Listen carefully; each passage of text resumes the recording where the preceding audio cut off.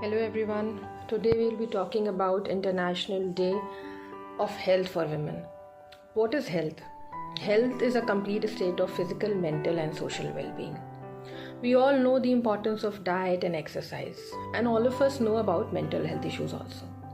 So today we'll be discussing about another sphere of health, which is the social health. Social health is almost synonymous with women empowerment, जिसको हम हिंदी में कहते हैं महिला सशक्तिकरण.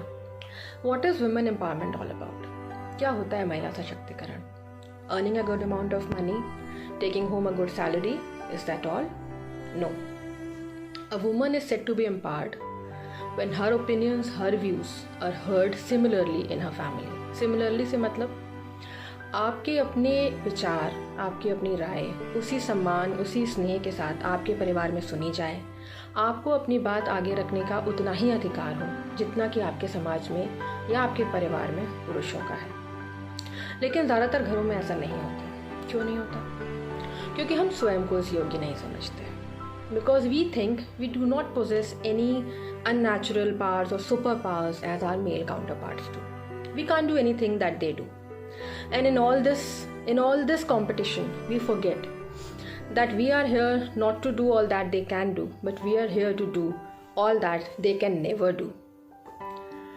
हम इस प्रतिस्पर्धा में अपनी पूरी जिंदगी बिता देते हैं कि हम उनसे कैसे सुपीरियर हों. But in this we forget that we are not here to prove to anyone that we are superior to anyone. We are empowered. इस सृष्टि की जननी को कोई क्या सशक्त करेगा? We are already empowered. पर ये एम्पावरमेंट हम खुद फील नहीं कर पाते.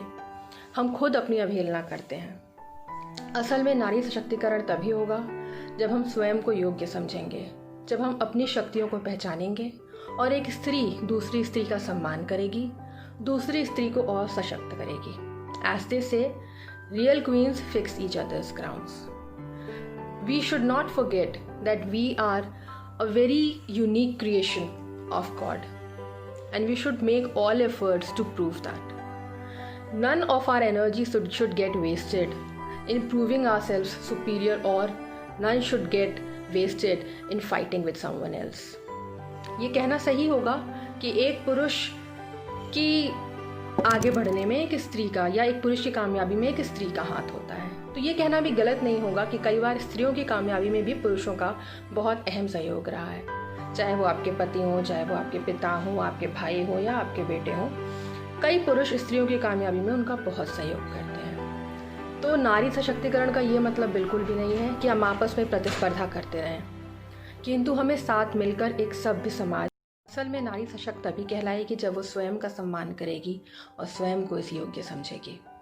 सो all the best to all women out there, and let us pray for your physical, mental and social health. Thank you. This is Dr. Apurva Asthana from Greater Noida, a gynecologist and obstetrician practicing in Greater Noida itself. Thank you so much.